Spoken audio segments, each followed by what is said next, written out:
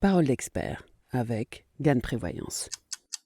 Je vais bientôt toucher un héritage. En principe, je ne devrais pas trop payer de droits de succession, mais pour les frais de notaire, c'est cher.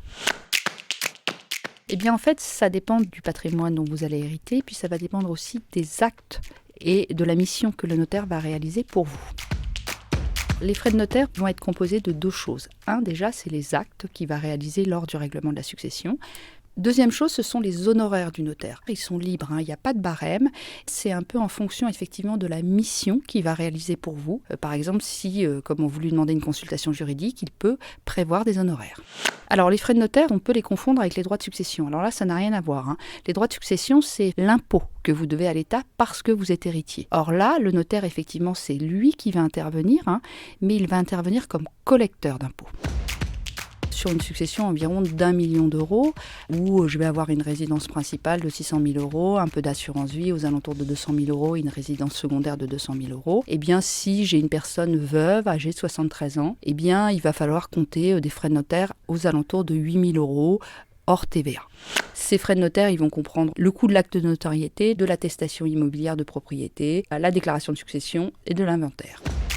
C'est vrai que dans certains cas, on n'a pas envie de prendre un notaire parce qu'on se dit que ça va engendrer des frais supplémentaires. Mais ce qu'il faut bien voir, c'est que déjà, un notaire, ça peut être un vrai conseil familial. Et puis, d'autre part, il y a des situations où vous n'avez pas le choix. C'est-à-dire que la loi vous impose de prendre un notaire, notamment lorsqu'il y a un bien immobilier, lorsqu'un testament a été fait, lorsque la succession est égale ou supérieure à 5 000 euros, ou lorsqu'il y a une donation entre époux. Vous êtes obligé de passer par un notaire dans la plupart des cas. Et puis, très franchement, je vous le conseille.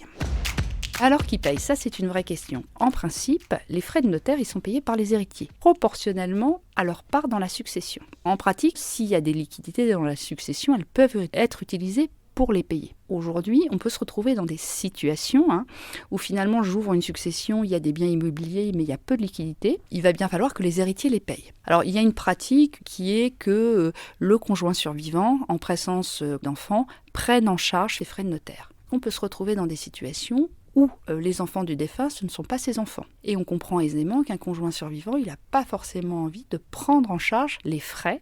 Pour éviter cette situation, il conviendra d'aménager vos clauses bénéficiaires de contrats d'assurance vie, voire de faire appel à des contrats de prévoyance. La deuxième chose que je vais vous conseiller, c'est surtout de ne pas faire d'économie de bout de chandelle. Souvent, par économie, par exemple, on ne fait pas d'acte de partage, parce qu'effectivement, c'est un acte qui coûte cher. Le partage peut avoir un véritable intérêt. Déjà, il va permettre d'attribuer certains biens à certaines personnes. Et puis d'autre part, il va permettre aux héritiers, en cas de vente ultérieure, de faire des économies d'impôts significatives. Pour toutes ces questions, je vous recommande fortement de faire le point avec votre conseiller en gestion de patrimoine. Pensez-y. Merci à Anne-Lise Charrier-Marsène, responsable gestion de patrimoine et ingénierie patrimoniale chez Groupama Gann Vie, d'avoir répondu à la question.